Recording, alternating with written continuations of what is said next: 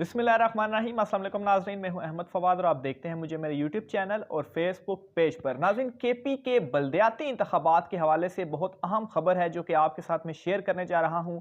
बहुत अहम डेटा है, फिगर्स के साथ कौन सी जमात कितनी नशिस्तें जो हैं वो हासिल करने में कामयाब हो सकती है। बहुत अहम तफसीलात है वो आपके साथ जो है वो आज के इस व्लॉग में शेयर करने जा रहा हूँ, क्योंकि केपी के बल्दियाती इंतखाबात को लेकर इस वक्त काफ़ी जो हंगामा है वो बरपा है। सारी जो सियासी जमातें हैं वो कोशिश कर रही हैं कि किसी तरीके से जो ग्राउंड लेवल पर जो चेंज है या पीटीआई जो है उनको किसी तरीके से उनके मुकाबले में उम्मीदवार खड़ा करके तो उनको किसी तरीके से हरवाया जो है वो जाए। लेकिन इस वक्त सिचुएशन क्या है, कितनी नशिस्तें कौन सी जमात ले सकती है, इस हवाले से सारा जो डेटा है वो मैं आपके साथ शेयर करने जा रहा हूँ। सबसे पहले आपको ये बताऊं कि दो मरहलों में ये इंतखाबात होने जा रहे हैं। पहले मरहले में 17 अजला के ऊपर और फिर उसके बाद जो बाकी 18 अजला हैं उनमें इंतखाबात होंगे। तो ये जो 17 अजला में इंतखाबात हैं इनमें जो इलेक्शन कमीशन ऑफ पाकिस्तान की जानिब से डेट दी गई है 19 दिसंबर की ये डेट है। 19 दिसंबर को ये बल्दियाती इंतखाबात होंगे और 24 दिसंबर तक जो नताइज हैं उनका ऐलान कर दिया जाएगा। सबसे पहले मैं आपको ये 17 अजला जो है वो आपके सामने रखता हूँ कि किन किन अजला में ये इंतखाबात होने जा रहे हैं।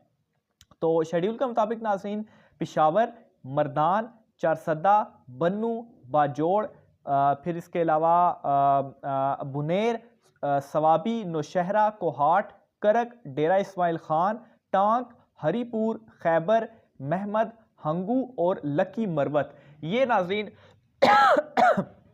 वो 17 अजला हैं जहां पर जो है वो ये इंतखाबात होने जा रहे हैं। अब नाज़रीन, सबसे पहले मैं आपको जो केपीके की सूबाई असेंबली है उसका थोड़ा सा बैकग्राउंड के साथ चीज़ों को समझा दूं, क्योंकि जो रिज़ल्ट या डेटा मैं आपके सामने रखने जा रहा हूं वो सारे बेस कर रहे हैं इन रिज़ल्ट्स के ऊपर। अब जो केपीके असेंबली है उसमें इस वक्त कुल जो नशिस्तें हैं वो 145 हैं और उन 145 में से पाकिस्तान तहरीके इंसाफ के पास जो मौजूद हैं वो हैं 94, यानी कि 94 नशिस्तें इस वक्त पाकिस्तान तहरीके इंसाफ की जो हुकूमत है वो उनके पास हैं। जबकि जो अपोजिशन है, अपोजिशन के पास 42 नशिस्तें हैं और उनको अगर मजीद हम डिवाइड कर दें तो एमएमए के पास 14, एएनपी के पास 12, नवाज लीग के पास 7, पीपल्स पार्टी के पास 5, जबकि जेयूआई फे जो है उसके पास 3 नशिस्तें हैं। अब नाज़रीन, इसका मैं आपको थोड़ी सी परसेंटेज बता दूं तो केपी की असेंबली में 28% जो है वो अपोजिशन मौजूद है, जबकि 65% जो है वो पाकिस्तान तहरीके इंसाफ का कंट्रोल है, उनकी हुकूमत है। और इसके अलावा 9 नशिस्तें जो हैं वो ऐसी भी हैं जो कि नॉन अलायंस के पास हैं।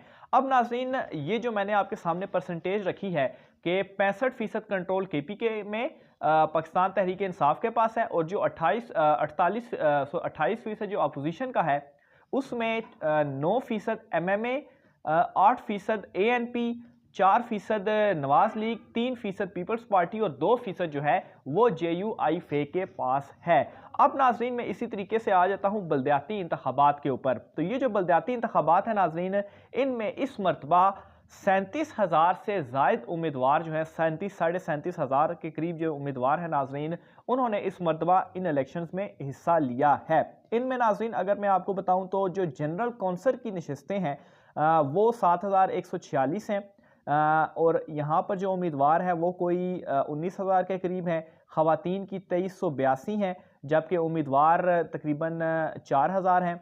मज़दूर और किसान की जो नशिस्तें हैं वो भी 2382 हैं, जिनमें 7,500 के करीब जो है वो उम्मीदवार हिस्सा ले रहे हैं। नौजवानों की भी 2382, जबकि हिस्सा जो ले रहे हैं वो 6,000 के करीब, और जो अक़लियतें हैं वो उनकी भी जो नशिस्तें हैं वो 2382। तो ये नाज़रीन नशिस्तों की तरतीब है। इसके अलावा नाज़रीन सिटी और तहसील मेयर की जो 66 नशिस्तें हैं उन पर भी तकरीबन 700 के करीब जो उम्मीदवार हैं वो मद्दे मुकाबिल हैं। तो अब नाज़रीन अगर हम केपी के असेंबली या कंट्रोल के हवाले से बात करें तो ये जो नशिस्तें हैं इनकी परसेंटेज हम खुद ही निकाल सकते हैं कि 65% जो एरिया ऐसा है जहां पर पाकिस्तान तहरीक इंसाफ का कंट्रोल है। और ये जो ग्राउंड लेवल पर भी सेम इसी तरह से, चूंकि ये सूबाई असेंबली की नशिस्तों का मैंने आपको डेटा बताया, तो इनमें से 65% एरिया ऐसा है जहां पर पाकिस्तान तहरीक इंसाफ का कंट्रोल भी है और वो बड़ी आसानी के साथ वहां पर जो नशिस्तें हैं वो निकाल सकती है। जबकि जो अपोजिशन है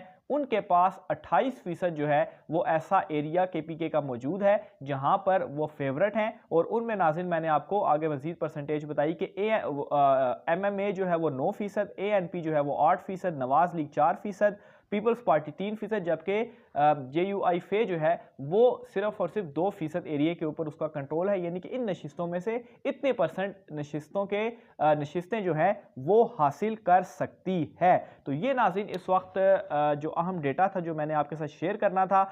और जो बाकी जो 7% बचता है उनमें जाहिर सी बात है जो ऐसी भी जमातें मौजूद हैं या आज़ाद उम्मीदवार वगैरह है जिन्होंने अलायंस नहीं किया हुआ, तो उनको जो है वो हम साइड लाइन कर देते हैं। लेकिन नाज़रीन इस मरतबा मज़ीद अगर हम ग्राउंड रियलिटीज़ को देखें तो पाकिस्तान तहरीक इंसाफ जो है वो तकरीबन इन कुल नशिस्तों का 70% ऐसा एरिया मौजूद है कि वो आसानी के साथ यहाँ पर जीत सकती है। अलबत्ता इख्तलाफात कुछ सामने आए ज़रूर थे, लेकिन यहाँ पर मैं आपको ये बता दूँ कि इस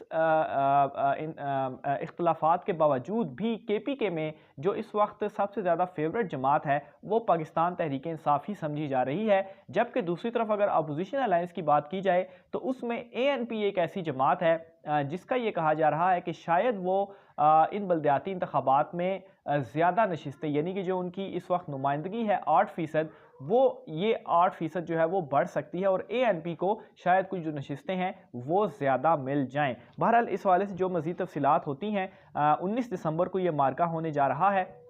24 दिसंबर तक इनके जो नताइज हैं वो भी सामने आ जाएंगे। इस वाले से जो भी तफसीलात होंगी वो भी आप नाज़रीन के साथ शेयर करते रहेंगे। अपनी राय के साथ कमेंट बॉक्स में लाजमी कीजिएगा।